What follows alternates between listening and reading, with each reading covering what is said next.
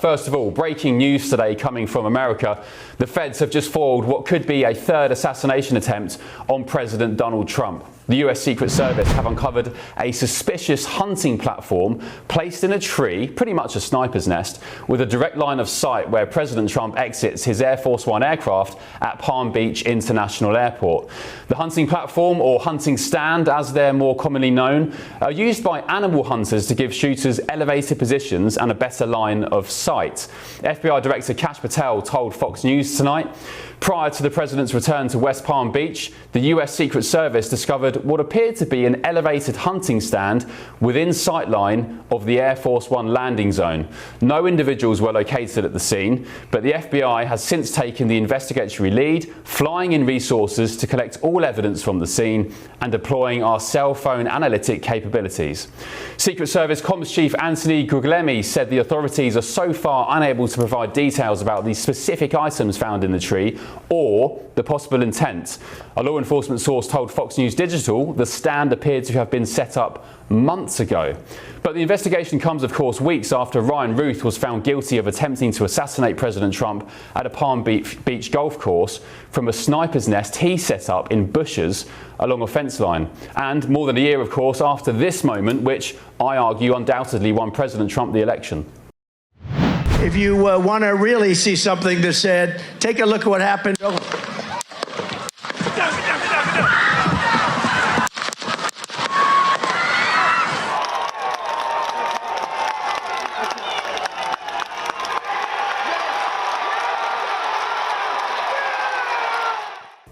So we've had Trump taking a bullet to the ear, escaping with his life thanks to a miracle turn of the head, and another nutcase recently jailed for a second attempt to take him out.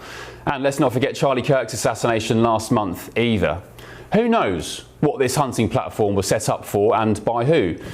But what's clear is the threat against President Trump still persists and is very, very real. And when you're making progress and delivering promises like this administration is, the payoff is that people literally want you dead, which is why I'm growing ever concerned for the safety of Nigel Farage. Reform UK have been leading every poll for the past 10 months, and it was only a few weeks ago we learned Farage's publicly funded security detail had been slashed by 75% by parliamentary officials for what Reform UK called inexplicable reasons. So when the likes of Keir Starmer calls Reform's immigration policies racist, Farage the enemy, and says calls for a national inquiry on grooming gangs are a far-right bandwagon, let's just remember what that very serious consequence of that kind of language could be. And of course, let's not forget David Lammy's ludicrous U-turn on his Hitler Youth barb aimed at Farage earlier this month. Because make no mistake about it, if Reform are leading the polls within a year to go until an election in 2028, in the same fashion they are now, I have no doubt that far-left radical lunatics will literally be baying for blood. Well, let's get the take of political commentator and host of Spot On with Link Lauren. Link Lauren, good evening. Thank you for your company. Really shocking developments tonight stateside to do with this potentially third assassination attempt on President Trump's life. What's your take on it? Anything else that you can add to this growing story? Well, it's great to be back with you, Ben. The details are still developing right now. According to FBI Director Kash Patel, they discovered a hunting stand that was facing where Air Force One lands in Palm Beach. So this is not good. I think the overarching issue here is that President Trump has been so dehumanized by the left. They're constantly trying to take him out. And all of this political violence, all of this political extremism is stemming from the left in general. We saw what just happened with Charlie Kirk on September 10th. He was barbarically assassinated. President Trump has had multiple assassination attempts. In fact, one of them was down in Palm Beach via Ryan Ruth. So this is going to continue, unfortunately, but we have to give respect to the Secret Service, and I'm grateful that they found this, but it's very concerning because President Trump is a father, a grandfather, and has an entire family. Yeah, Link, beyond all the political stance and where people stand, the same with Charlie Kirk, beyond his position on things, I think, as you said, this kind of rhetoric about people being Hitler, being Nazis, being far right, I mean, in the case of Nigel Farage and Reform UK, I argue they're not far right. We just had 3 genuine far right potential terrorists banged up in the UK for plotting a massive terror attack. I'll give more details shortly, but they are the real far right. When you come to people like Nigel Farage, President Donald Trump, when you call them far right, I mean, what does it do in the minds of those sort of massively far left lunatics who think, oh, okay, well, maybe I'll be taking out the next Hitler if I take this out. Is that the kind of train of thought they have? Well, absolutely, and we've seen this for years. The left continues to call figures on the right fascist, Hitler, Nazis. I don't think President Trump is Hitler because he just freed Israeli hostages, all right? He's a friend of Israel. He's a friend of the Jewish Americans, Jews across the world. So I think calling him Hitler is not going to stick much longer. But this is what they continue to do. They call you Nazis, fascist, Hitler. They try to dehumanize you, and they also try to validate their horrific behavior, right? They try to validate their violence. And there are even polls that show many on the left think that political extremism is okay if you're taking out a figure that you deem to be threatening your rights. This is not the country we should be living in, where you're taking up arms and conducting political violence like this. Yeah, and some breaking news in the last 15 minutes or so, Link. Fox News are reporting that President Trump has already been taking reactive security measures. He was just boarding Air Force One, reportedly very quickly, using the small stairs due to this incident in Palm Beach, this discovery. How do you think this will change things henceforth? Do you think this will just be a temporary reaction, or do you think the administration, there's some pictures now, look, of Trump boarding that Air Force One plane very quickly. Do you think this administration will be stepping up security for the long term? Well, I have such respect for the Secret Service. I feel like they have incredible security. President Trump has amazing security around him. The Secret Service are amazing. So I don't know if this is going to be a long-term solution. I'm not sure what's going to happen because it just broke an hour ago before I came on here. So I don't know. Yeah, no, it's a breaking and developing story. Link, whilst I've got you down the line, can we talk quickly about something else that's absolutely embroiling the UK at the moment, which is the Prince Andrew, Jeffrey Epstein saga? What's your take on it? There's calls now that he should be stripped off his prince title. He's still knocking around in Royal Lodge in Great Windsor Park. I mean, argue he should be kicked out of there straight away. But this threatens to kind of bring massive doubts and questions to the very monarchy itself, I argue. What's your take?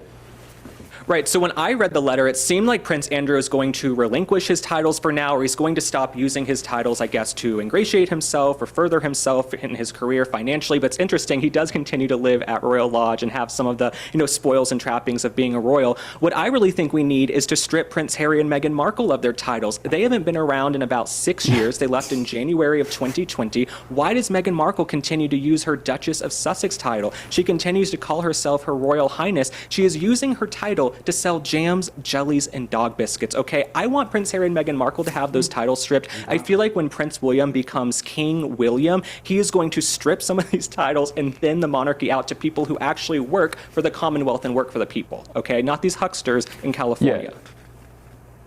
Yeah, and Link, do you know what? It was the late Queen Elizabeth who specifically told Harry and Meghan, I do not want you making commercial gains off the back of your royal links. And I argue, I've said for years as well, and no one's been able to answer me this, but you had Meghan Markle who, if you take her word, she said that she was a victim of racism in the royal family. She said she wanted to take her own life. Such was the horrendous experience she had as a working member of the royal family. I mean, God forbid, a life of luxury. But when you've been through that kind of experience, the worst time of your life, you wanted to take your own life, and that's no sort of barb at her. But if she actually felt like that, why would you then want to continue using your royal links, your royal titles, the HRH, all these little sort of gimmicks? Like, did you really have a bad time? Because if that was me, and I think for most other people, I'd want to forget everything about what happens during my time in the royal family. Well, absolutely. I mean, Meghan Markle, she went and did an interview with Oprah where she accused the royal family of racism. She said she had a horrible time, that they were working her to death. She had no privacy, no safety, no security. She wanted to take her own life. But now that she's been in the U.S. for almost 6 years, she is using her title, the Duchess of Sussex, where, she spent 5 hours in Sussex, but she continues to call herself the Duchess of Sussex. I'm from Sussex. That title to yes, I've never seen her in Sussex spent a lot in my of time life. there. I think I've spent more time in Sussex than she has on trips. So Meghan Markle, she calls herself the Duchess of Sussex, and she uses that title to sell jams, jellies, dog biscuits, and go to Balenciaga fashion shows. Not once has she worked for the British people in 6 years. Has she done anything? Yeah, indeed. Well, I mean, it has to be said, of course, Prince Andrew's scandal is much more serious than Harry's and Meghan's. I mean, I think Harry and Meghan are a couple of a treacherous pair, to say the least. I mean, doing your family over like that in public is pretty dirty in my book. But Prince Andrew, the saga rolls on. It's not looking good, and it's also dragging his wife Fergie into it, and indeed Eugenie and Beatrice, the princesses. Link, before I let you go, let's just go back to the old story quickly. Eric Trump, President Trump's son, has tweeted on this potential assassination attempt in the last few minutes. I'm not sure if we can get that up very quickly. He's basically suggested that, here we go, it's coming on screen now. He's basically suggested that this, well, he's praised the Secret Service for doing a great job. He's not gone as far yet to say it's an assassination attempt. I guess he wants to wait for the full investigation, but he said, quote unquote, hunting stand for all the whitetail on Southern Boulevard, located directly across the street from Palm Beach International Airport, in the median of a major highway, directly facing the Air Force One stairs, 200 yards away. And Eric Trump, of course, has got a new book out in the last couple of weeks called, I think it's Under Siege, which details how the left went for his father. They tried to jail him, they impeached him, they went for lawfare, they tried to kill him. So what must the family be thinking tonight after this potential third assassination attempt? Well, I'll go back to what I said earlier. President Trump is a father, a grandfather. He's also the father figure of the country. The president, no matter if it's a Republican or Democrat, you are a father figure of the country. But he's been so dehumanized by the mainstream media, by these radical Marxists on the left, that they're going to do everything they can to stop him. And they've tried multiple times with Thomas Crooks, Ryan Ruth. Now this situation in Palm Beach with the hunting stand that's facing Air Force One. This is not a good situation. So I pray for his kids. I pray for his grandkids. This family has been persecuted and prosecuted. They've ginned up bogus lawsuits, and he's come through all of it. So I imagine President Trump is not going anywhere anytime soon, thankfully. Thank God. Let's get the take of US commentator and Democrat Party strategist Bob Weiner and the Daily Mail's US political reporter Victoria Churchill, who join me live in the studio tonight. Hello, you two. Thank you for your company. Hi. Right, Bob, you were laughing, you were scoffing and sniggering at Link Lauren in that previous segment. What's your take on this? Well, first of all, thank you for the mug, and thank you for bringing them from London. Straight back from London. Just let's get into the serious stuff first. No paper cups, but GBNews mug straight from London. Let me just cell phone analytics. You know, I have a deer stand in the woods where I live, 20 minutes from Washington. Yes. If they had maybe walked around the airport in a concentric circle and looked around, it wouldn't have taken them a couple of months to find it. So that's a little ridiculous to me. And of course, there's no debate. Hang on. Let's talk about the stands. So these aren't very well known in the UK because I think very few people go and hunt deer. Right. So it's a platform in the tree, right, which people elevate from. They hold rifles. Right. Okay. But this one was aiming right at Air Force One's landing steps, so that's where it becomes dangerous. Yeah. But how do they not find that? The same thing as it took them a while to find the thing in the golf course. So, you know, walk around, look, the thing on top of the roof, how do you not find that? So we got some flaws in our, but it's the same thing on Capitol Hill. I walk around and they have arches where all the VIPs go through, and I keep telling people, you know, that's dangerous. It is dangerous. So you're slamming the Secret Service. You said that they should have found it months ago. I mean, they've uncovered it. They should have found they found the guy in the bushes on the golf course. They did indeed, but here, didn't we just hear that it's a couple months that it's been there, that the sand was there? Potentially. So that's ridiculous. That's number one. Number two, nobody wants an assassination attempt on anybody, but quit with the saying it's a left. It's because of the rhetoric of the left, which your commentator said, which Eric Trump says. What happened to the Oath Keepers and the Proud Boys who injured 150 cops on January 6th and 5 died? What happened to that? This is not a right or left. It is not a right or left, and it's not a right or left rhetoric. It's everybody's rhetoric. Well, let's talk about, I don't want to talk about January the 6th, but those coppers, those police officers died of natural causes. No. The only person, Bob, who was shot dead on January the 6th. Heart attacks. No, the only person who was shot dead on January the 6th was who? A Republican MAGA woman. I've forgotten her name. God bless her. Yeah, she was breaking into the Capitol so she could shoot Congress people.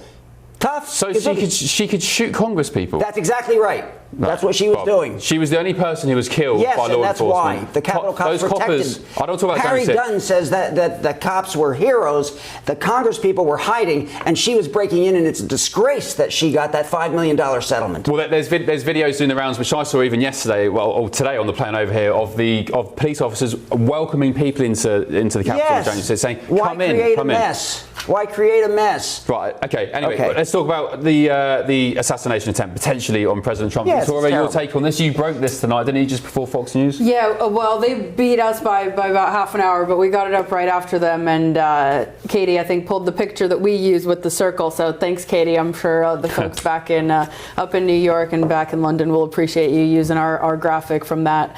But I'm going to actually disagree with Link and agree with Bob on Secret Service. I think they have lapse after lapse after lapse. Right. I was not directly in Butler, but I was there the day after because I was covering an event about 45 minutes away. And I interviewed some of the neighbors whose properties backed up to that Butler Farm Show grounds, who said that they were never contacted by Secret Service kind of outside of the direct perimeter of that rally.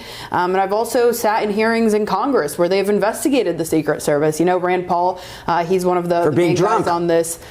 He's one of the main guys on this. Rand Paul is of Kentucky. He's not one of Trump's favorite Republicans, probably one of his least favorite Republicans. But, I think Trump actually does appreciate the investigations that Paul has been leading on this to figure out how the Secret Service is having lapse after lapse after lapse. And, in this time of heightened political rhetoric on both sides, members of Congress want additional protection. They had some additional funds appropriated before the August recess here a couple months ago because they feel threatened. But they don't want to come back because of Epstein.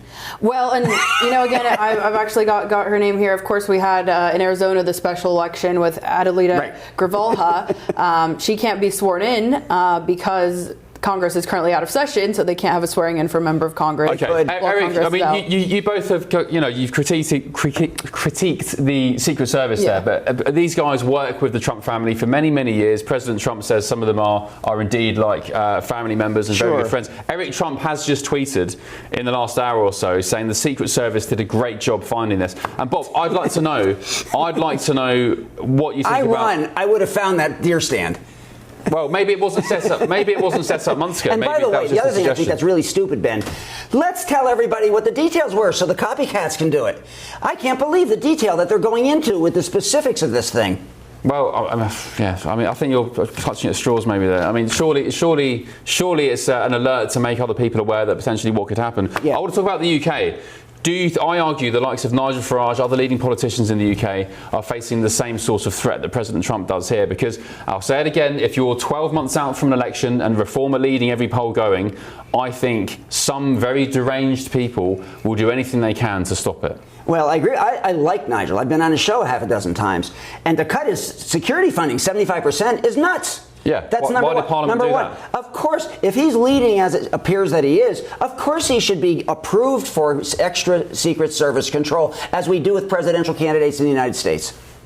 Victoria, your take on the UK situation? Of course, we don't have guns in the UK, but there's access to guns. I wish actually the UK had the Second Amendment, and I wish more states in the US actually followed the Second Amendment as it's written, unlike how some state legislators have legislated it, because I think regardless of how secure of a force you have, whether that's hired or assigned to you, I think at the end of the day, you are your own protector, and that's why, not so much on this show, but on other media that I do, I'm constantly advocating for the Second Amendment to be as it's written.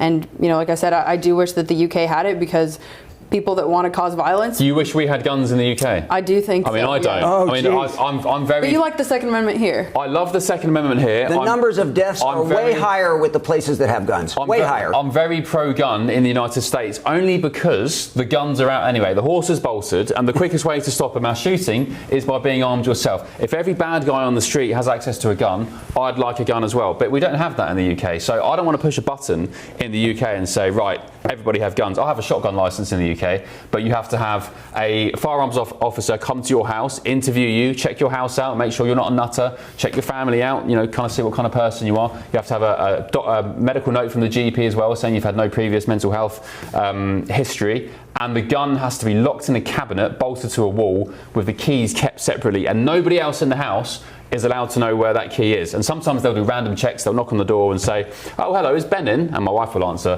And especially the kids. She'll say, "Oh no, he's not in." And they'll say, "Can we see the gun in the cabinet?" And they'll try and trick you. If the wife says, "Oh yeah, here's the keys," you lose your license straight away. So I don't want to push a button now and have guns on the streets in the UK. Absolutely not. But in the US, yes, because everybody else has got one.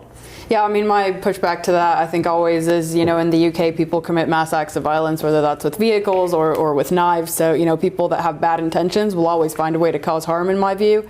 Is it the left, Victoria? Is it the left who are more prone to political violence? Particularly fatal shootings, assassination attempts, not just kind of ruckuses in the street and riots and stuff. I'm talking about assassination attempts. Look at the murder numbers. The United States, #1 in the world. You know, to me, I do think that the left, every single mass incident that we've seen has been from a leftist, but I also just ticked off the Proud Keepers and the Oath Boys. But they weren't assassinating anyone. Bob, are you going to keep interrupting me, or can I actually get a point in? But quit saying just the left. Everybody should stop their political rhetoric and tone it down. Go on, Victoria, give it to him. I started off the segment by saying we need to tone down our political rhetoric on both sides, but I do think that the people that actually act on the rhetoric are overwhelmingly leftists. Yeah. Not true numbers-wise. Maybe because they're... Let me see your numbers, Bob. Bob, what do you like... In a congressional hearing, they showed how it was 6 times as much actually from the right.